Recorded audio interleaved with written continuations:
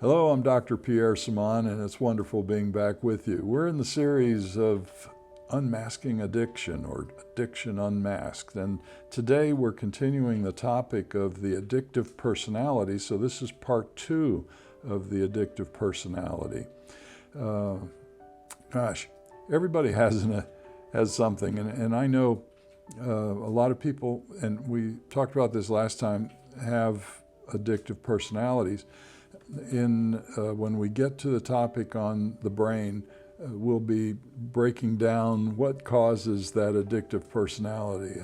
How is it made different than everybody else's? What happens in the brain that brings about an addictive personality? And we'll be getting into that.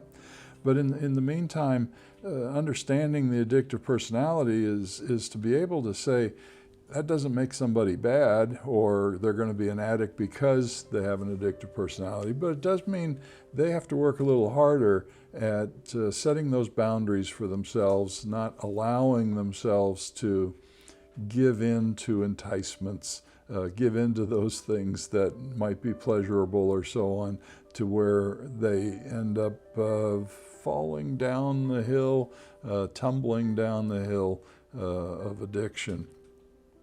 Well, in the addictive personality and trying to understand and identify, how can you tell when someone is active in their addictive personality? And remember, before we spoke of the addictive personality, and I added the word active at the start of the addictive personality to define the difference between someone who's inactive and has an addictive personality versus someone who is active with an addictive personality. Look at your AA meetings, your support group meetings, your drug behavioral support group meetings.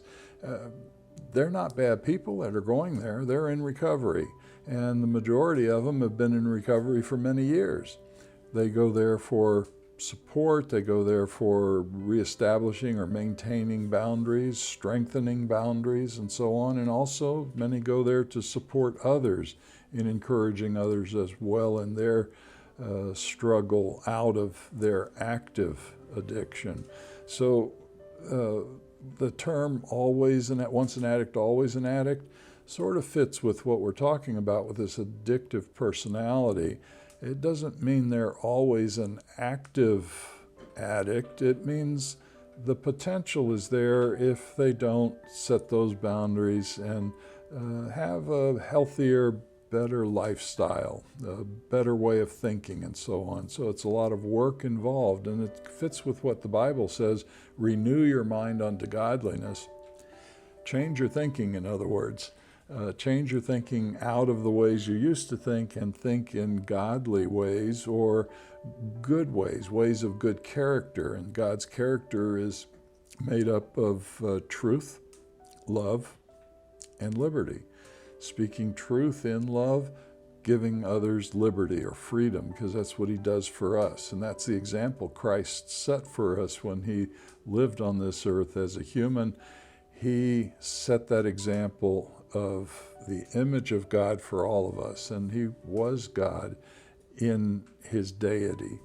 So when we look at that, we realize, gosh, it's a pretty good idea to set our standard of the way we think, the way we live, the way the Bible teaches us to. Think on those good things, pure things, holy things, right things, those things that build you up, not tear you down. And when you're in active addiction, it's tearing you down. When you have an addictive personality, how are you going to use that? You can use it negatively. If you do, you're going to become active in some form of addiction. If you use it positively, that addictive personality is used for your benefit. That is, you're going to be drawn towards those good things even more so than those who may not have that. So it's not a downside to have that addictive personality. And there's 5 negative personality dimensions that are often evident when active addictive personality becomes visible. And I get a lot of times I'll get husbands, wives, others will come in questioning, they feel uneasy about the behavior, the communication of their partner or their friends or even themselves, and they're wondering what's going on, what's happening. And so I look at that and I say, well, give me some more information. Help me to understand a little bit more. Let's be specific on what is it making you feel uneasy. And so I'll find out, they're exhibiting certain behaviors or certain ways of communicating or attitudes, so that's a good word to use, that signal, something's amiss there, and let's look a little deeper in that. So getting along with someone in addictive addiction can be very difficult and distressing. The absence of good features characterizes these 5 personality dimensions. So when you see that absence of good niceness and so on in someone, something's amiss. Now we all have bad days, or we all have bad moments. But here we're talking more often than not where these personality dimensions become negative. That is, negative emotions are more often seen than not. Detachment is more often seen than not. Antagonism is more often seen or experienced. Disinhibition, which is a lack of restraint, is more often seen. And delusions, which is the mild form of psychosis, delusions are more often seen. And delusions can be as mild as just believing a lie to be true, but that's what denial is, isn't it? When someone is a drug addict, an alcoholic, and all the evidence is being given to them, and no, I'm not, I have no problem with that, or I can control that and all that, that's denial. Well, there's a point where they really believe that to be true. And you're not going to convince them otherwise till things happen to them that they hit a final bottom, or they may hit some false bottoms for a while until they hit a final bottom and say, yeah, I got a problem, all right. Having a negative emotion, which is that first one that we're talking about, is not seclusive to the addictive personality. So everybody has an experience with negative emotions at times.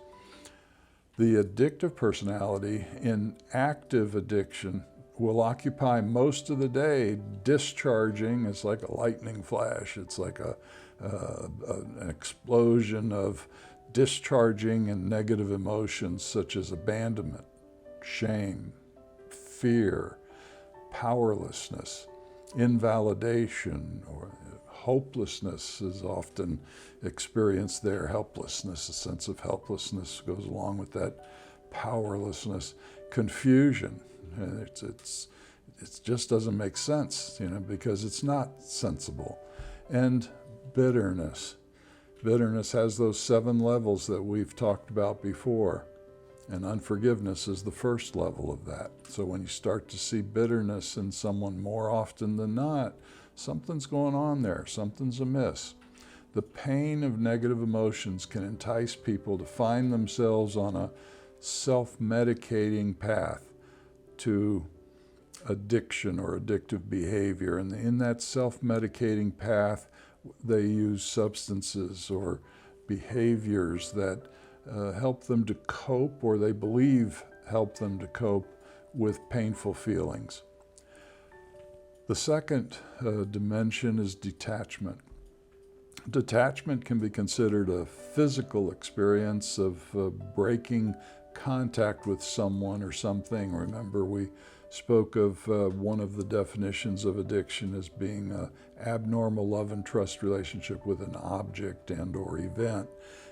So someone or something. Emotional detachment is the disconnect from others' emotions. In the active cycle of addiction, the active personality usually first detaches emotionally. So that's the first sign.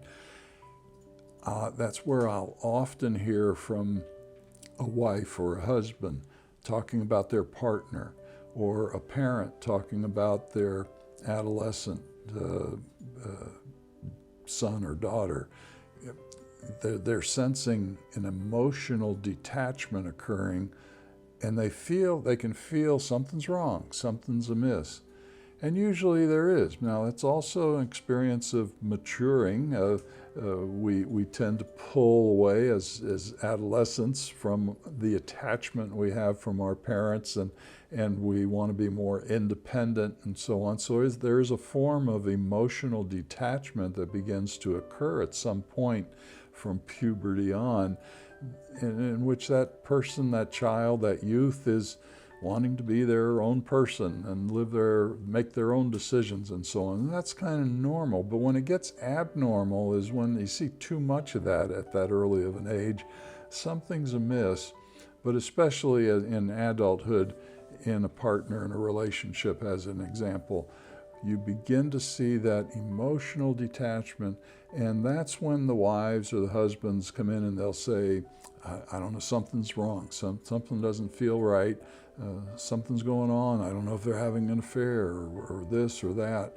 And so we start to look a little deeper into the relationship in general and what's going on in helping to identify what's the source of that emotional detachment. The distancing of detachment is due to fear and apprehension of exposure, or you might say loss of their delusional love object or event. In other words, rejecting before being rejected is often seen.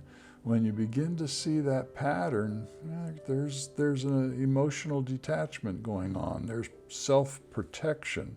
They've dropped into the basement of the brain, as we've spoken of. They're not in balance anymore, using the top and bottom parts of the brain in a balanced way. They're down there now. And when they're down there, emotions begin to take over.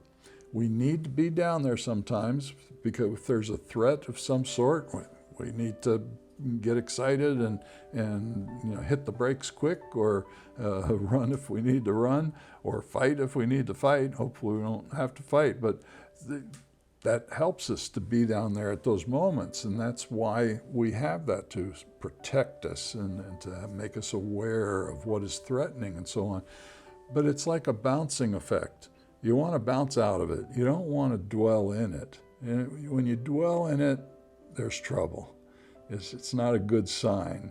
And to have to dwell in it means you're involved in something that's not good. And you got to get out of it. You got to figure it out. You got to work it out so you can get back up to the upper room of the brain where the good thinking is located. And then, okay, I feel better now. I'm back up there again. So distancing or detachment is due to fear and apprehension. And when that occurs, as we've spoken of before, in the basement of the brain, that's self-protection. Selfishness goes hand in hand with that. So now thinking of self, protecting self, hitting the brakes when you have to because a car just pulled out in front of you, that's self-protection. You're not really thinking of that other person, you're thinking of yourself. Oh my gosh, I have to protect myself. You hit the brake real quick. Then you might think, oh boy, I'm glad I didn't have to hit that person. I'm glad I didn't hurt that person or something. But initially it's protecting self. And when that occurs, and if you don't bounce out of there, you dwell in it, anger develops. That bitterness, resentment, and so on occurs as a result of it. Anxiety can develop dwelling down there for too long, thinking the negatively for too long, thinking of the woes and the bad things that could happen over and over again. You're dwelling down there for too long. And you want to bounce out of there as quick as you can. That means thinking on the outside, thinking about other things, thinking about those constructive things or good things. Instead of thinking of all the bad that could happen, you're stuck down there. And that distancing or detaching due to fear and apprehension is a type of over time a type of abnormal love and trust relationship down there, not up here where you're thinking well. Added stress increases the range of separation during a detachment.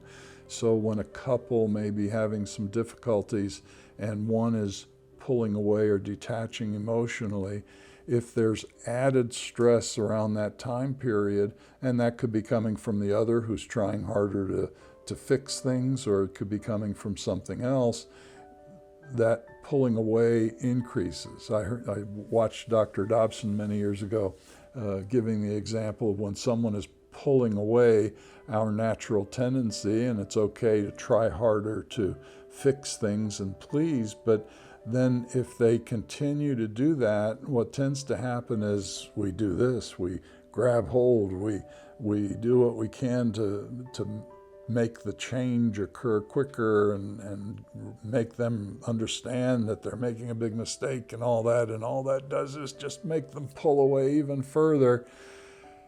That detachment gets so strong, it's hard to get them back at that point. And the right way of handling it is when they pull back, okay, maybe there's something else going on and, things getting boring or something like that. Try a little harder, fix the problems that are identified, make a greater effort at trying to understand what's wrong and so on. And hopefully that brings them back, keeps them together. But if they continue to go that way, the best thing to do is you go this way and wait. You be an observer and wait to see what's going to happen.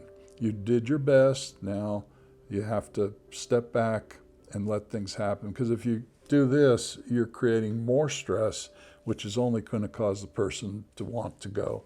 You want to make them think, do I really want to leave? I mean, it's not so bad after all. These are my issues. I need to work on these things. And slowly they come back and reattach. The third dimension of observing something wrong in active addictive personality is antagonism. This one you often see, and we spoke last time about the dry drunk, someone who, maybe they stopped drinking, but they're behaving the same way that they did when they were drinking. Well, it may be that they've stopped shortly before and they're still getting over some of those things. They're still making adjustments. But in many cases, what it is they've switched from the obvious addiction of drinking to the not so obvious addiction of something else, maybe a behavioral addiction or some other type of addiction that's under the table, less seen, more secretive. They may even realize it or they may not realize it.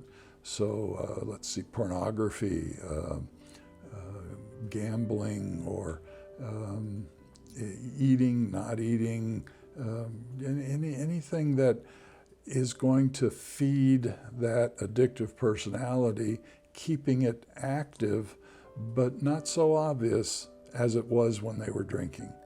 And they still have that behavior, these negative behaviors that we're talking about, and antagonism is a prominent one. Antagonism of the active addictive personality is comparable to night and day. One moment they're agreeable and friendly, and almost in a flash they're spouting disagreeableness and bitterness. And that can make you feel like you're going crazy, doesn't it? So we see narcissism there. We see narcissistic behavior. And this is similar to adolescence, where we all go through that phase of narcissism. Well, in a way, they're emotionally stunted if they have allowed themselves to fall into active addiction early in life. They're still teenagers. They haven't matured out of that phase. And emotionally, they could be intellectual, they could be very smart, they could be brilliant individuals, but emotionally, relationally, they're narcissists. So they're stuck in that phase of immaturity, insecurity, entitlement, grandiosity, and whatever else that may come out of that. They get stuck there. So we see it in that form of antagonism, antisocial behavior, impulsivity, manipulation, exploitation, callousness are some defining traits of antagonism. Disagreeing with someone through negatively resisting is far cry from respectfully disagreeing. It's okay to disagree. Those who are stuck in these 5 dimensions of negativity, they don't want you to disagree. They want to be right all the time. They want to be left alone and to do whatever they want. They're entitled to their love object or their love behavior, whatever it might be that they feel they have to have. And when you disagree, you're a threat. You drop them right down to the basement again. It's not your fault, but they don't want any disagreement because they can't reason very well up here when they're stuck in active addictive personality. Disinhibition is the 4th. Disinhibition, it's a hard word. I had to look it up a little bit to remind myself what I knew what it meant, but I wasn't quite exactly sure. All right, what are the details? Let's get a little deeper into it.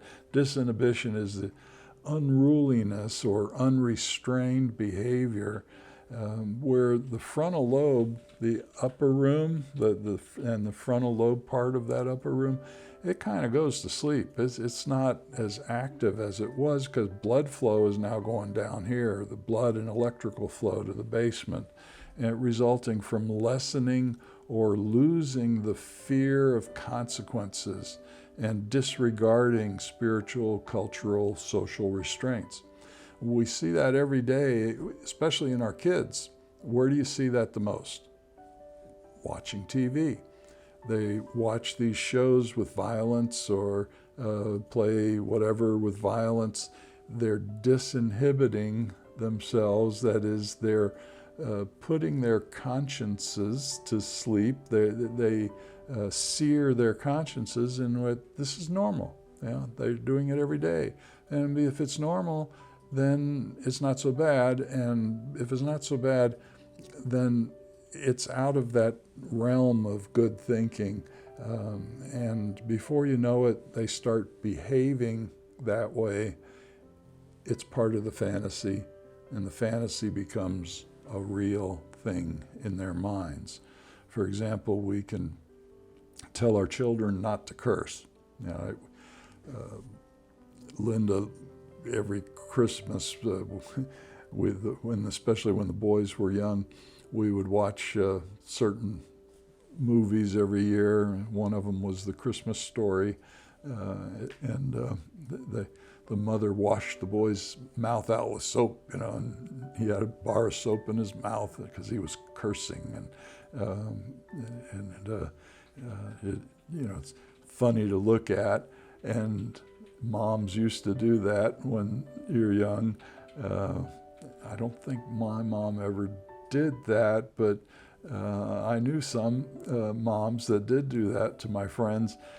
However, over time, after hearing others cursing, so as an example, over time, a child hears others cursing throughout the day, and they're hearing it on TV over and over again. Well, what are they going to do? Well, children are going to become disinhibited and begin cursing like a sailor because of their fear of rejection, to not be seen as different. They want to blend in with the other kids. The other kids are cursing because they're watching the same programs or they're hearing it at home a lot. Okay, I got to blend in. And before you know it, they've seared their conscience of that being wrong. Out it comes. It's just like a waterfall, just flowing downhill. Unrestrained behavior or disinhibition and significant impulsiveness is loss of normal control.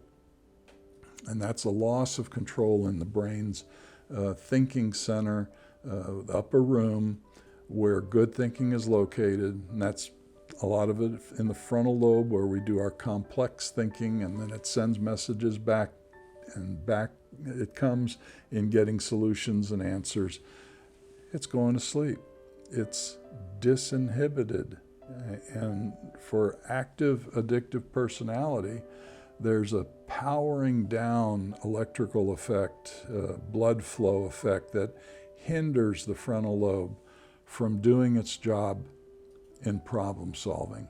Unlike disinhibition, if we think of the opposite, what's the other word there on the opposite of disinhibition? It's inhibiting. So disinhibition, the fear of painful consequences, will cause many to inhibit, whether consciously or unconsciously, their behavior, restrain their behavior, inhibit their behavior. Withdrawing, isolating occurs when that happens. Well, the fifth is delusions. And delusions, you never really think of people in denial as being delusional.